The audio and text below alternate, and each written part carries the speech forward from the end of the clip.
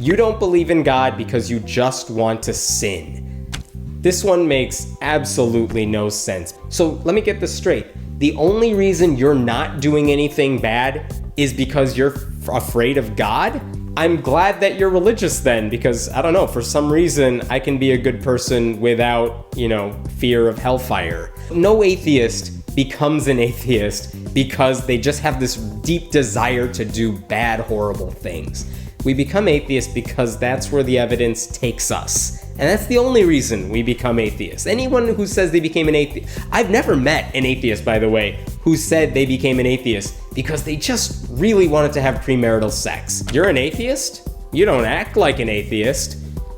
What the hell does that mean? Like, what did you think I was gonna do? Punch you and take your money? That whole line feeds off of this idea that atheists are inherently immoral, that there's no moral compass to us, so we must be these horrible people that just want to do bad things. And it's offensive, because if you replaced atheist, like, oh, you're an atheist, you don't act like one. If you replace that with anything else, you would understand immediately how offensive that was. Like, oh, you're not acting Jewish. Just think before you say it, because if anyone said that to you, like, oh, you're a Christian, or you're not acting like one, I think you would probably be a little upset by that as well. When you're suffering, you will call out to God. No, atheists don't automatically start believing in God just because they're closer to death than they would otherwise. That's silly.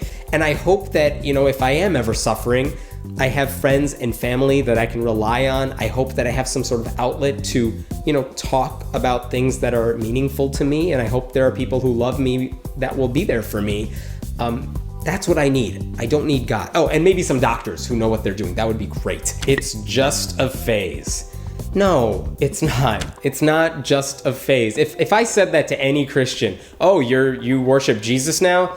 Must be just a teenage thing or something like that. That would be an offensive thing for me to say. And it's offensive for anyone to tell me I'm an atheist because I'm just going through something right now. I'm just going through a phase. I must have something really difficult going on in my life right now. No, that's offensive because it means that I didn't put any thought into becoming an atheist. And I did. And just about all the atheists I know put a lot of thought into it because it's not easy to be an atheist. It's certainly not easy leaving your faith, whatever it was, to become an atheist.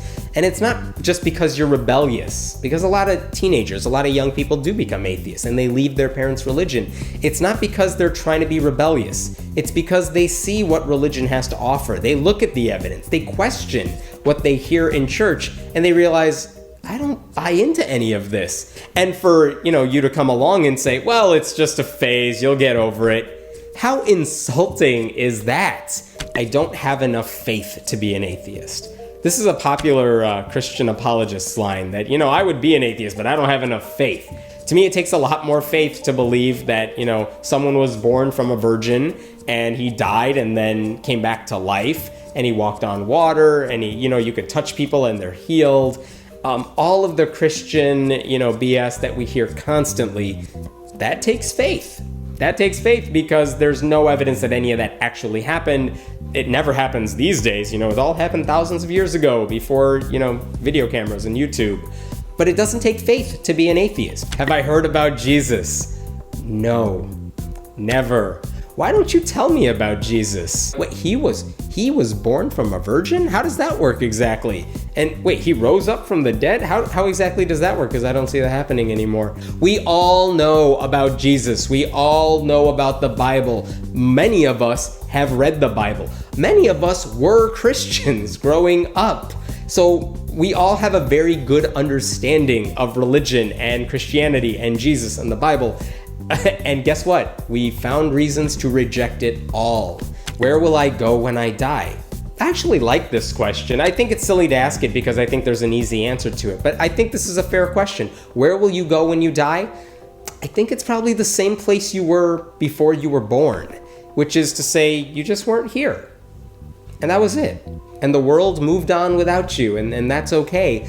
But people ask this question as if we're worried about what's going to happen when we die. And I'm not worried about that. I hope that I can leave some sort of mark on this earth so that, people I love can be helped and people I don't know can be helped by something I did in this lifetime, but I'm not really worried about where I go when I die. I'm not gonna be in heaven. I'm not gonna be in hell either, by the way, so there's that. But I'm not really worried about, I don't sit around thinking, oh man, when I die, where am I gonna go? Don't worry about what's gonna happen in your afterlife. Don't worry about where you were before you were born. Just enjoy this life and appreciate it and do what you can with it. Atheists believe we all came from monkeys. Oh my God. Every time someone says, and they always say this, it just shows the ignorance of the person saying it. Whoever asks this question or makes a statement like this, they don't know the first thing about how evolution works. So it's one of those things where it's like, why didn't you at least do some research before you said something like this? Look, evolution says humans and monkeys, we do have a common ancestor, but really the person asking the question doesn't care about that. The idea is, oh, evolution says we weren't created from God, we are just descendants of apes and something like that. And it's like, well, yeah, technically that is true. We are animals in that sense, but we're also very different from them. It's not like humans are sitting around, I don't know, flinging feces at each other, and we are so much more than that, and we're very differently evolved from other creatures. So this idea that if we came from animals, there's something wrong with us, that's some sort of perverted thing to think about, no, it's not. It's just a reality. You just got to accept it. Isn't evolution just a theory? No, it's not just a theory. The only people who ever say this are people who don't really understand what a scientific theory means. A theory in science means all the evidence points in that direction, all of it, and there's no evidence that contradicts it. And evolution passes that test right now. They haven't found evidence to discredit evolution. Like gravity is a theory, and evolution is a theory in that sense. The reason we don't say it's a fact is because you can't really conclusively show it. All you could do is pile evidence after evidence after evidence and show that it works. And so far, all the scientists have done that. And overwhelmingly, the scientific community says evolution is not an issue. We may debate some of the, details about evolution, but by and large, the actual idea of evolution, that, we evolve, there's natural selection involved, or sexual selection and all that, that's not in dispute. That's not in dispute anywhere other than like a Christian megachurch. But where did the universe come from? Well, look, I'll be honest with you. I don't know where the universe came from, but neither do you. Christians don't know where the universe came from. The best answer they can give you is God did it. God created it all, and that's why we're here. And okay, so then I want to know where God came from, because they don't ever have an answer to that. They just say, oh, God's always been here, as if that's okay. That's you can always say God was always here and no one has to question that, which is silly. Like, where did the universe come from? We could say it was the Big Bang because the evidence all points in that direction. But then the natural follow-up question is, well, what came before that? What was there before the Big Bang? I don't know. The evidence isn't there. But nobody knows the answer to that. The best we could do is to say, well, here's everything we know, and this is the best guess we can come up with. But that's honest. And that's why I appreciate that answer. Because to me, that's a lot more truthful than saying, well, sure, we don't have evidence for it, but the Bible says this is how it all happened, therefore it must have been that way. Where do the mountains come from? That's a great question. You know how you can find an answer to that one?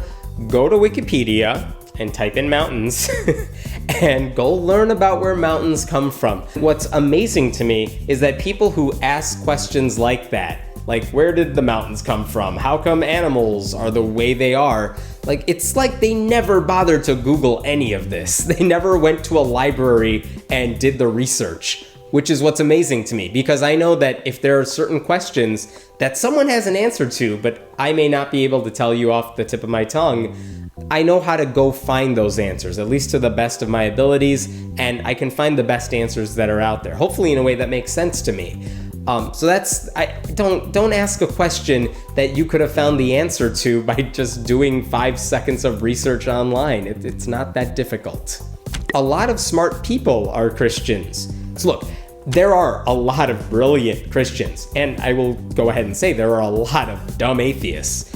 But, When I hear someone like Francis Collins, who is this brilliant scientist and an evangelical Christian, when he talks about, what he does in a laboratory or what he did in a laboratory versus his faith, he speaks about them in very different ways. When he's in a lab, he's looking for evidence. He's doing these observational studies. When he's thinking about his faith, it really is supernatural for him. And, he compartmentalizes those things. Yes, there are a lot of smart Christians, but you know what? There are a lot of smart atheists too. This isn't a popularity contest. And just because a few people happen to have mixed the best of both worlds there, doesn't mean it was right for them to do so. They may have been wrong on the religion issue, even if they were right on so many other things. Why do we only pick on Christians? As an atheist, I think it's fair to say that anyone reading my website, anyone probably reading any book about atheism, it seems like we're always picking on Christians. And there's a simple reason for that. I live in America. And in America, Christianity is the dominant faith. And everywhere you go, Christianity is everywhere.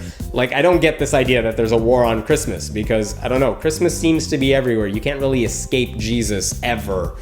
But that's what I'm up against. When there's a lawsuit when there's a problem with church-state separation, it's never like this Buddhist group that wants to take over the city council meetings. It's always Christians. And it's not like we're ever worried about, saying a Hindu prayer before a football game. It's always a Christian prayer. So this is what we're up against. And every president, pretty much, is a Christian. So that's what my obstacle is. That's what we have to overcome in our society. But what will you teach your children? I guess the implication here is that if I am not a Christian, how will I teach my children about love and morals and ethics, and how will I teach them to be good people if I'm not a Christian? If you, talk to your child and you're like, honey, why shouldn't you steal something from someone else? I guarantee you a kid who thinks about it for a couple seconds will say, well, I wouldn't want anyone to do that to me. There you go. You can explain, the golden rule without resorting to the Bible. Why do you want to do good for other people? Because it makes them feel better. Because it makes you feel better. You don't need a supernatural explanation for that. Everything that you can teach your child because of your religious faith, minus the mythology, I can teach my children without the religious faith. So this idea that, I can't be a good parent or I can't teach my children something because we're not raising them religiously, it's offensive, it's rude, it's insulting. Don't say that to someone. Do I eat babies? Yes. Yes, I do. And they're delicious. My name is Hemant Mehta. I write for friendlyatheist.com, and we'd love to hear from you. Please leave a comment below and become part of this discussion.